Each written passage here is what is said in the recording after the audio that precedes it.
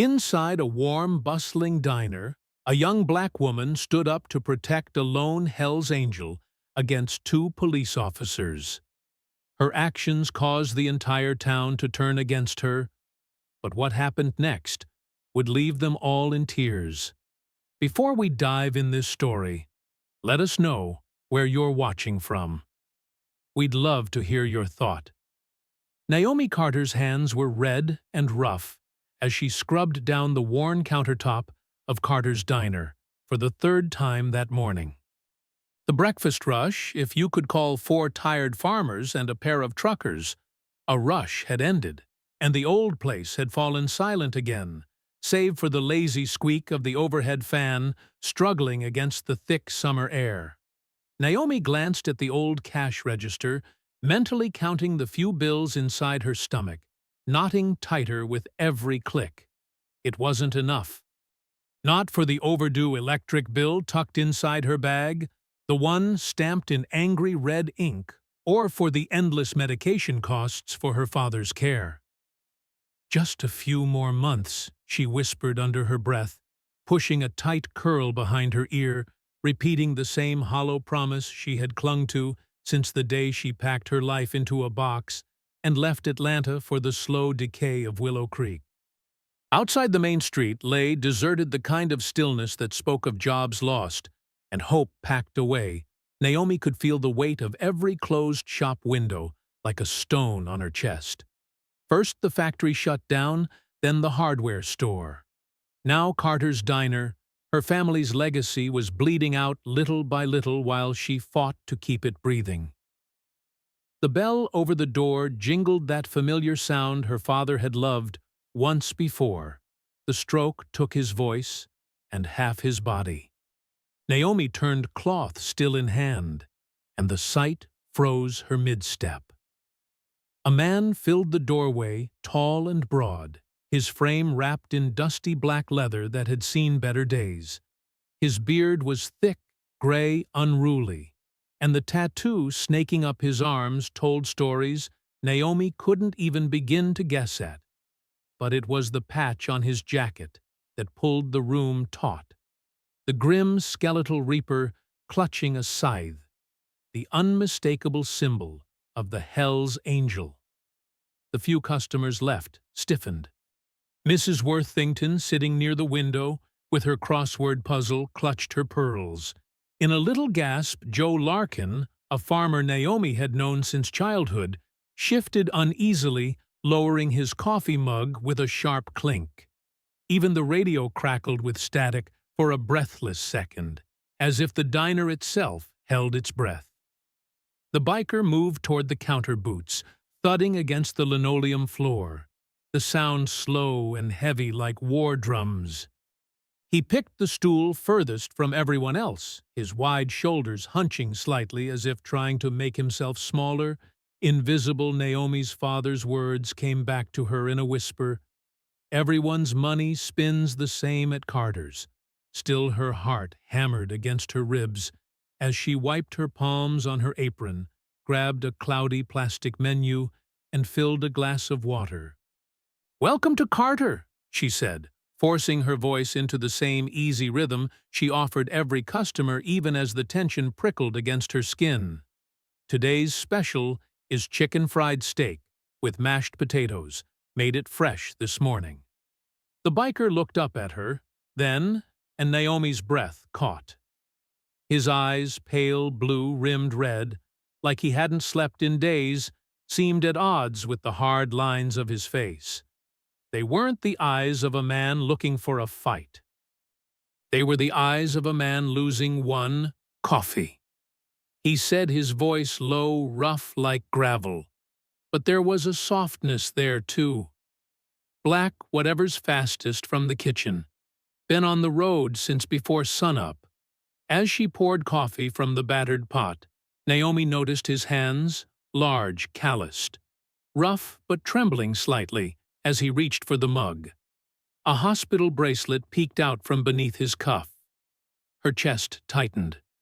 She had seen that look before too many times in the cancer ward rotations, someone holding on by a thread. Long ride ahead of you still?" she asked casually, setting the cup down in front of him. He nodded slowly, heading back to Willow Creek. "Medical," he said, voice thick with exhaustion. "My daughter." The words cracked, breaking apart like ice under strain. He dropped his gaze to the swirling black of his coffee. Naomi swallowed past the lump rising in her throat. She didn't ask for more. She just smiled gently and said, "Toast and eggs coming right up, 6 minutes tops." As she turned to call the order into the kitchen, Naomi caught the stares from across the room. Suspicious, disapproving, fearful, she knew exactly what this was going to cost her. But she also knew what was right. And Naomi Carter had never been the type to back down from doing right. The bell above the door jingled again, sharper this time, slicing through the low hum of conversation. Like a blade, Naomi didn't have to turn to know who had just walked in. She felt it in the sudden stiffening of the air, in the way Mrs. Worthington hunched lower over her coffee, in the sharp scrape of Joe Larkin's chair as he shifted uncomfortably. Officer Dean Harper and Deputy Laura Miles had entered Carter's diner, both in full uniform badges, catching the sunlight pouring through the dusty windows. Dean swaggered toward the counter with the easy arrogance of a man who knew the town bent when he leaned his boots, tapping an uneven rhythm against the tile floor. His eyes locked immediately onto the biker hunched over his coffee, and Naomi saw the slow, ugly smile that crept across his face. "Well, well," Dean said, voice loud enough to carry across the room, "don't see your kind in Willow Creek too often." The biker didn't look up. He sipped his coffee, steadying his hands. Naomi tightened her grip on the edge of the counter, feeling a flush rise to her cheeks. "Just grabbing some breakfast, officer," the man said quietly, his voice rough but respectful. Laura stood a step behind Dean, her posture stiff, her eyes darting uncomfortably between Naomi and the biker. Dean leaned an elbow on the counter, a deliberate invasion of space. "Maybe we should check his ID. Naomi, make sure he's not one of the reapers we got bulletins about." Naomi's heart pounded. The man had done nothing, but Dean was already circling like a vulture. The biker's hand moved slowly, carefully reaching into his jacket pocket, but Dean's hand dropped instinctively to the holster on his hip. Naomi stepped forward, her voice sharper than she intended. "He's a paying customer. Dean, same as anyone else who walks through that door." Dean turned his head, his smirk widening. "Same. That's Rich." He gestured at the patch on the biker's jacket. "The Grim Reaper with its wicked sight. You know what that means? Naomi, drugs, guns, trouble." The biker finally looked up, his pale eyes locking onto Dean's calm but unyielding. "You don't know anything about me," he said. Voice low, Dean barked a humorless laugh. "I know enough, and I know better than to trust a man wearing that death patch." Naomi's hands were trembling now, but she stood her ground. She could feel every eye in the diner on her, some silently pleading with her not to make a scene, others waiting to see which way she would break. She thought of her father's words again, the lesson he drilled into her from childhood. Judge by actions, not appearances, always. You don't have the right to harass someone just because you don't like how they look. Naomi said, her voice steady, despite the knot of fear tightening in her chest. Dean straightened, his expression hardening. "You're making a mistake, Naomi," he said, his voice low and warning. "This town doesn't take kindly to people siding with trouble." The biker pushed his plate away, reaching for his wallet. But Naomi placed a hand on the counter between them. "Your money's no good here today," she said firmly. "Breakfast is on me." The biker blinked in surprise, a flash of something unreadable crossing his face, something dangerously close to gratitude. Dean snorted in disgust, tossing a few crumpled bills onto the counter. "Let's go, Laura," he barked, turning on his heel. Laura hesitated a beat longer, her gaze lingering on Naomi with something almost like apology, before following Dean out the doors. The bell gave a sour jangle as it swung shut behind them. The diner fell into an uneasy silence. Naomi busied herself cleaning the counter, ignoring the whispered conversations that sprang up like weeds behind her.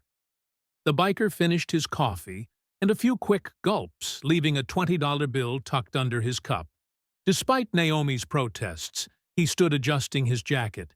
"Name's Hank Morrison," he said simply. Naomi gave him a small, genuine smile. "Naomi Carter, safe travels. Mr. Morrison." Hank nodded once, a deep, solemn gesture, then turned and walked out into the blazing afternoon sun. Naomi watched him go, a tight ache blooming in her chest. She had no illusions about how this would play out. Small towns had long memories for things they didn't like, and short tempers for those who crossed unspoken lines, and she had just drawn a big, bold line in the sand. The afternoon wore on slower than molasses, the few customers who trickled in offering tight smiles or none at all. When Naomi finally flipped the open sign to closed that evening, she sat heavily in one of the booths and dropped her face into her hands. She hadn't wanted a fight. She didn't need another enemy. But when she closed her eyes, all she could see was the way Hank's hand trembled around that coffee mug. The glint of the hospital bracelet flashing like a silent cry for help. She remembered the countless times in the hospital back in Atlanta when strangers had shown her small kindnesses at her lowest moments. And she knew she couldn't have done anything differently, even if it cost her everything. As Naomi locked up for the night, she noticed something taped to the glass door. A crude piece of cardboard with angry red letters scrolled across it. "No biker lovers, no trouble, mockers." Her stomach dropped. She ripped it down, crumpling it in her fist. But the message burned itself into her memory all the same. Trouble had found its way to Carter's diner, and Naomi knew this was only the beginning. But deep down, even through the fear and the doubt, she felt a stubborn ember of something stronger begin to glow. She hadn't backed down today, and she wouldn't back down tomorrow either. That night, long after the last light in the diner flickered out, Naomi made her way through the quiet halls of Willow Creek Medical. The fluorescent lights above buzzed faintly, casting a pale wash over the linoleum floors, and the scent of antiseptic clung to the air like memory. She paused at room 214, her fingers brushing the edge of the door frame before gently pushing it open. The room was dim, save for the soft glow of the monitor beside the bed and the steady beep that marked each breath. Her father still managed to draw. Evelyn Carter lay motionless, eyes closed, her once powerful frame now fragile beneath the hospital blanket. Naomi moved to the bedside, pulled a chair close, and sat slowly reaching for her father's hand. It felt warm, but distant, like holding on to something already half-faded. "Hey, Dad," she whispered, voice cracking as it caught in her throat. "It's me." Her thumb gently stroked the back of her father's hand, a gesture she remembered Evelyn doing for her when she was sick as a child. "Rough day at the diner. I might have picked a fight with the sheriff," she added with a small, tired laugh. "Not on purpose, I swear, but you raised me to speak up when something's wrong. And today there was this man, big guy biker. Looked like trouble to everyone else." Naomi paused, swallowing hard, but he wasn't. He was just a dad. His daughter's in bad shape at this very hospital, stage 4 cancer, and the way those cops treated him, Dad, like he wasn't even human. The monitors clicked softly, indifferent to her words, but Naomi pressed on her voice steadier. "Now, I don't know if I did the right thing. Business is already bad, and now folks are whispering, calling me things. Someone even left a sign on the door, like I betrayed this town just by showing kindness. Her eyes burned, and she blinked quickly, refusing to let the tears fall. But I remembered what you always said. You treat people by how they act, not how they dress. And that man, he didn't need judgment today. He needed grace. She leaned forward, lowering her voice as if sharing a sacred truth. I think I scared a few people. Dad, maybe even myself, but I didn't back down. And I think you'd be proud of that. She sat in silence for a long while, listening to the steady rhythm of her father's breathing and the soft hum of machines. Then, as if on instinct, she leaned down and kissed the back of Evelyn's hand. Sleep. Well, Dad, I've got the diner, and I've got your backbone too. With that, Naomi Rose gave one last glance at her father's peaceful face and walked out into the night, carrying the weight of that day and the quiet strength of the woman who had taught her how to carry it. The next morning, Naomi arrived at the diner before the sun had even cleared the treine behind Willow Creek. She unlocked the front door, heart-heavy stomach, tight eyes still gritty from a night of restless sleep. The cardboard sign was gone. She had burned it in a trash barrel behind the building, watching it curl and blacken like the shame someone had hoped to pin on her.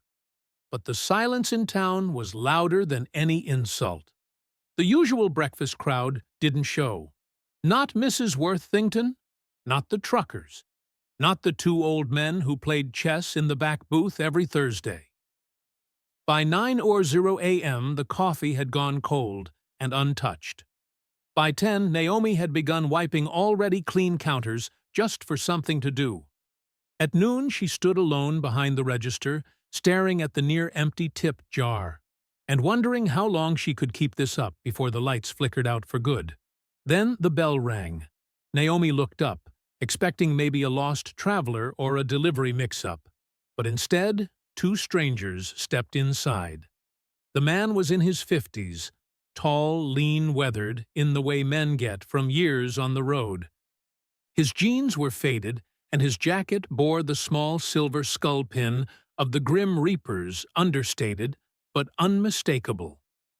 Beside him stood a woman, same age, long gray hair pulled into a braid that hung over her shoulder. She wore a denim vest patched with the same insignia, but her eyes were soft, her smile gentle. Naomi Carter. The man? Asked Naomi, nodded, unsure tension creeping back into her spine. I'm Roy Morrison.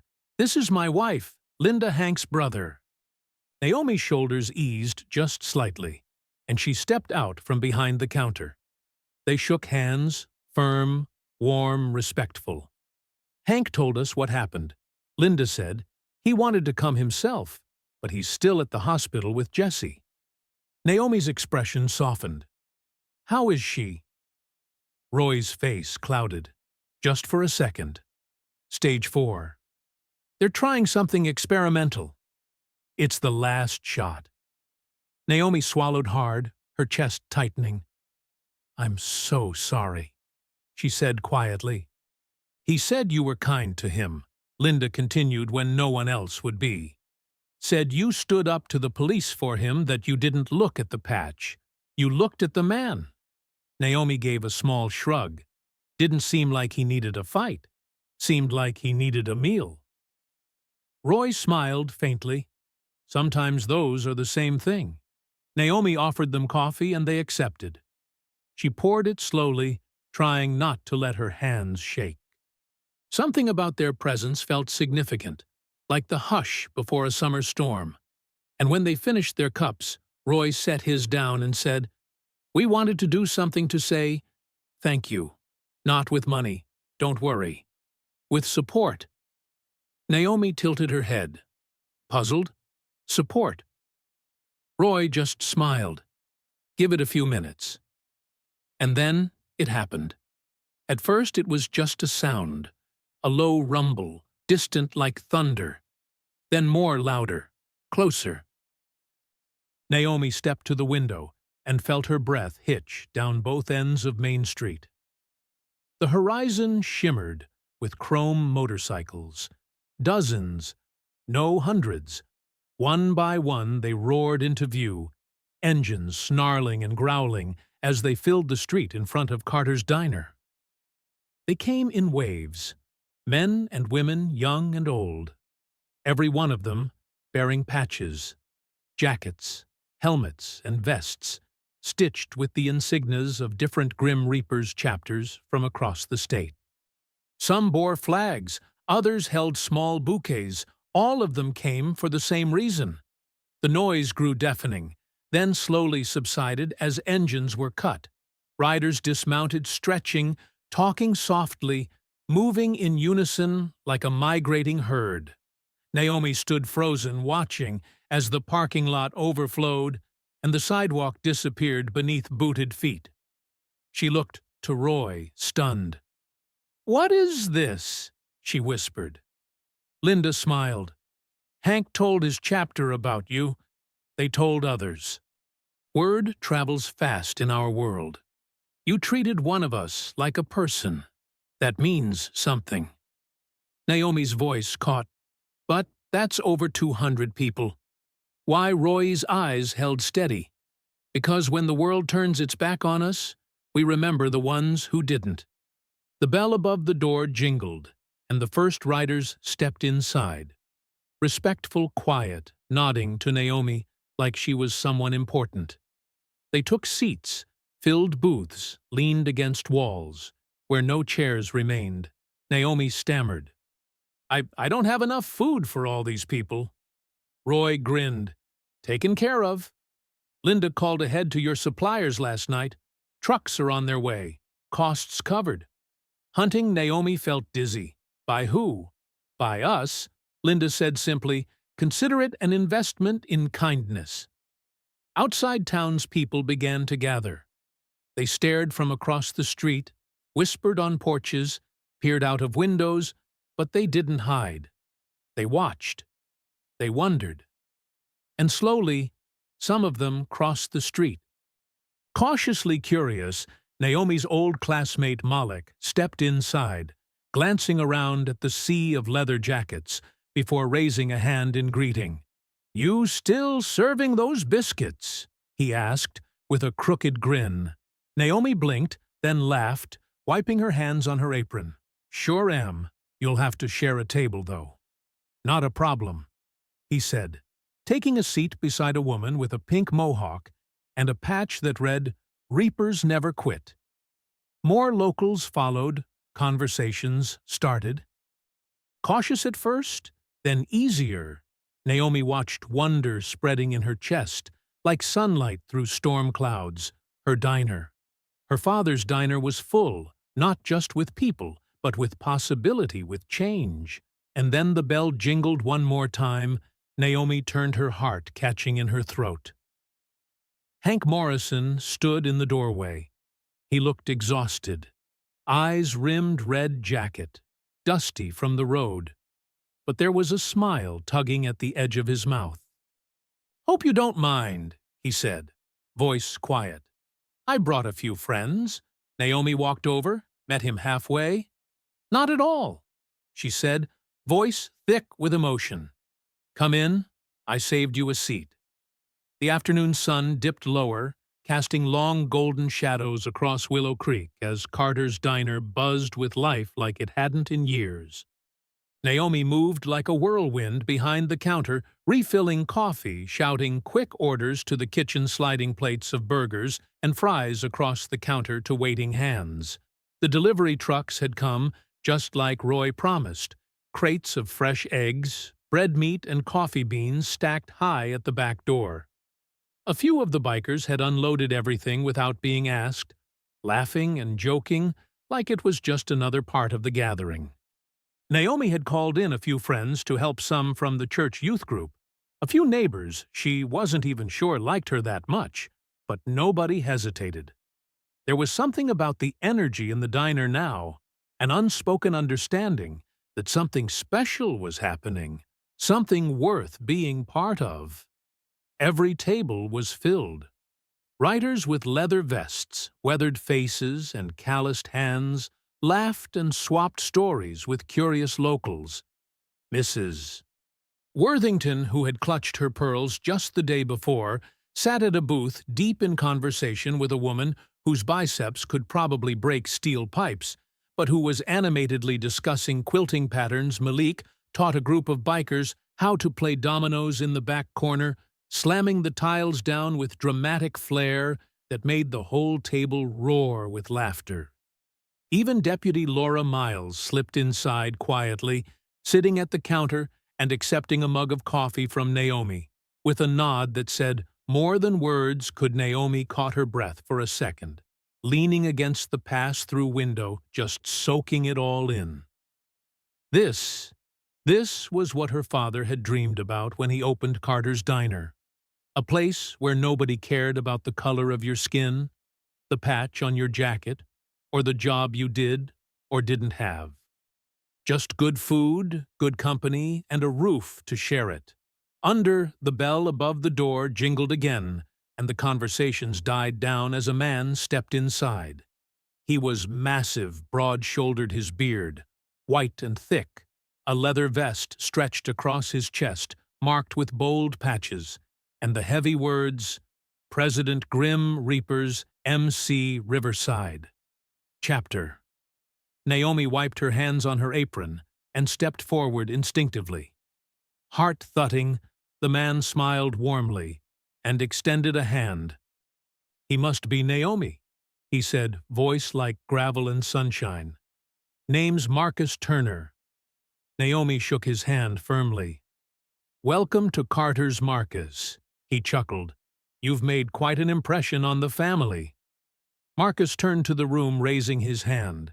And just like that, the chatter died down to a respectful hush. Every eye in the diner turned to him. Marcus cleared his throat, his voice carrying easily through the packed room. "I wanted to take a minute to thank Miss Naomi Carter here." He began gesturing to her with a proud tilt of his head, because when others turned their backs, she didn't. When others judged a man for a patch on his back, she saw the father. The heads nodded throughout the room, murmurs of agreement rippling like a wave. Now, in our world, Marcus continued, loyalty and respect mean something. They're everything. So I want it known. Carter's Diner from this day forward rides under the protection of the Hell's Angel. Cheer went up loud enough to rattle the windows, boots pounding against the floor, fists pounding the tables in celebration.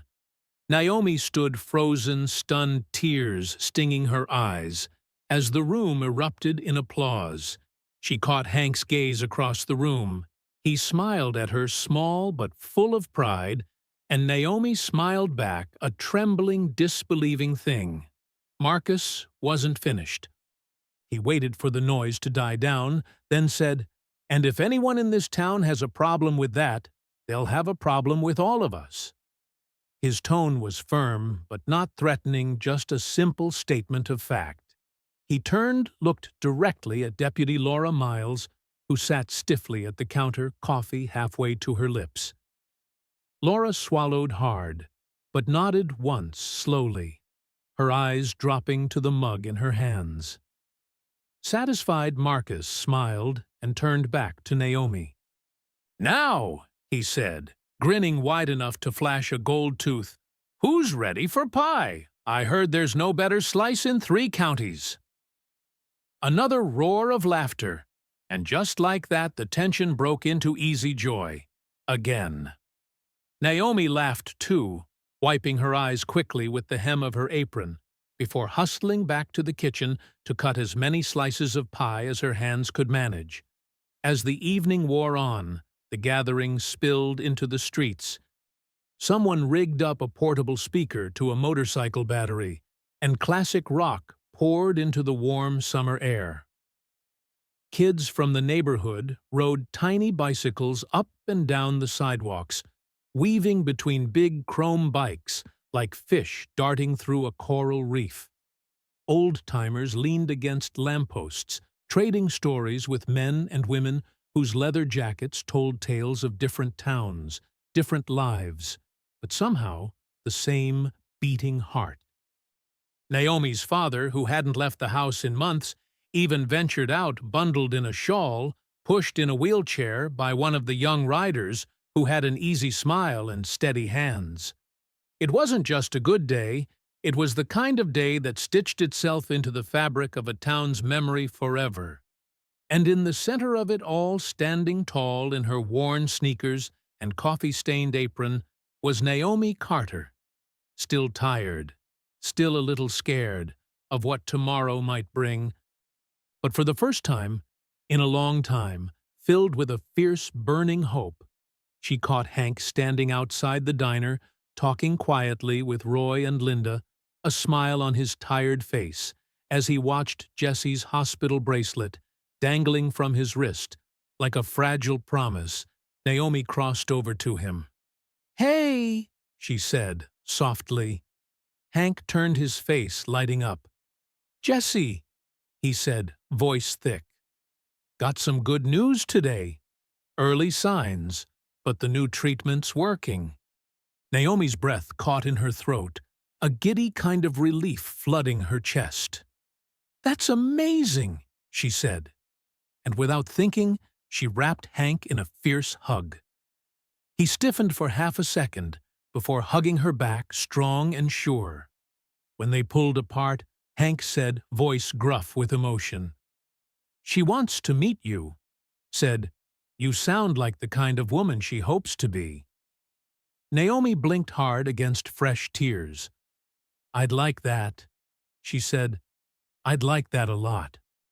The sun dipped below the rooftops of Willow Creek, leaving the sky a soft wash of purples and golds, as the last few bikes rumbled off into the night, leaving only the faint smell of engine oil and laughter lingering in the warm air. Naomi stood on the front steps of Carter's diner, arms crossed, loosely aprons still tied crooked around her waist, watching the tail lights disappear one by one down the dusty road.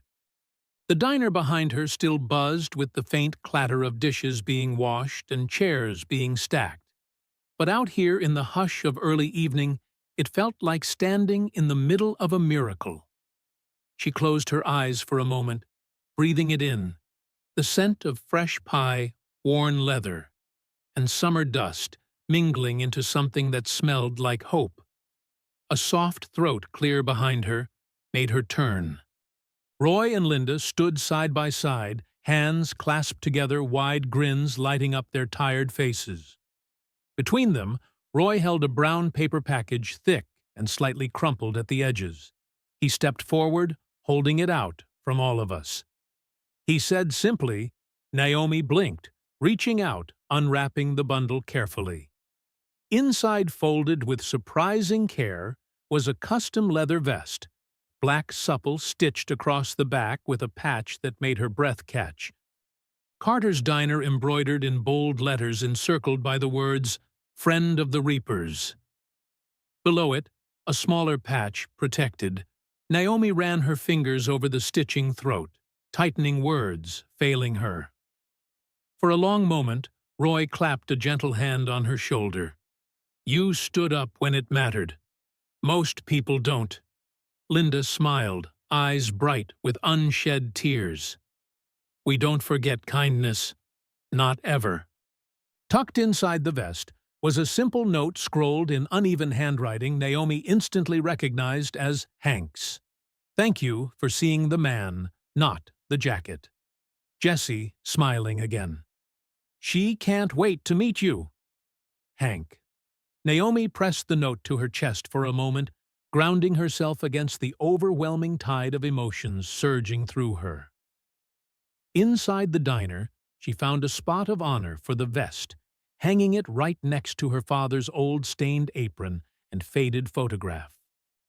The two symbols side by side passed, and future struggle and hope stitched together under one roof. As she adjusted the hanger, the bell above the door jingled. Naomi turned to find Officer Dean Harper standing awkwardly, just inside hat-in-hand uniform, looking strangely too stiff and formal in the relaxed, easy warmth the bikers had left behind. He shuffled forward, cleared his throat. "Coffee?" Naomi asked lightly, not giving an inch. Dean nodded. "Please." She poured him a cup without ceremony, sliding it across the counter. Dean wrapped his hands around the mug, looking like he wanted to say 100 things, but not knowing how to start. Finally, he settled on a stiff nod. "Good turnout today," he said gruffly. Naomi smiled just a little, letting the silence speak for itself. Dean looked down at his coffee, studying the swirling black surface, towns changing. He muttered. Naomi didn't argue. She just tucked a clean towel over her shoulder and went back to wiping down the counter, leaving Dean to sit there, shoulders hunched, sipping his coffee in the slowly fading light. The days that followed moved with a rhythm Naomi hadn't felt in years. Carter's Diner stayed busy. Locals, travelers, even a few bikers passing through, always polite, always paying cash, always leaving tips so generous. Naomi had to buy a second cash box just to hold it all. Word spread about the little diner with the big heart, and slowly Willow Creek's icy walls began to thaw. Mrs. Worthington became a regular again, bringing fresh pie recipes to trade. Joe Larkin brought his grandkids to marvel at the motorcycles lined up on weekends. Deputy Laura Miles started dropping by in plain clothes, leaving her badge and tension at home. And through it all, Naomi remained the steady heartbeat at the center. She served coffee. She flipped pancakes. She laughed and listened and lived. And every so often she would glance at the leather vest hanging on the wall, feel the solid weight of it in her chest, and remember that sometimes the smallest moments, a hot cup of coffee, a kind word, a refusal to look away, could change everything. Because at Carter's Diner, it wasn't about the patches on your back, the color of your skin, or the mistakes you carried like old scars. It was about what you did when someone needed you. It was about showing up, standing up, and offering a seat at the table. No judgment, no fear, just a plate of good food, a warm smile, and a place to be seen. And maybe that was enough to change a town. Maybe even enough to change the world. One cup of coffee at a time. Join us to share meaningful stories by hitting the like and subscribe buttons. Don't forget to turn on the notification bell to start your day with profound lessons and heartfelt empathy.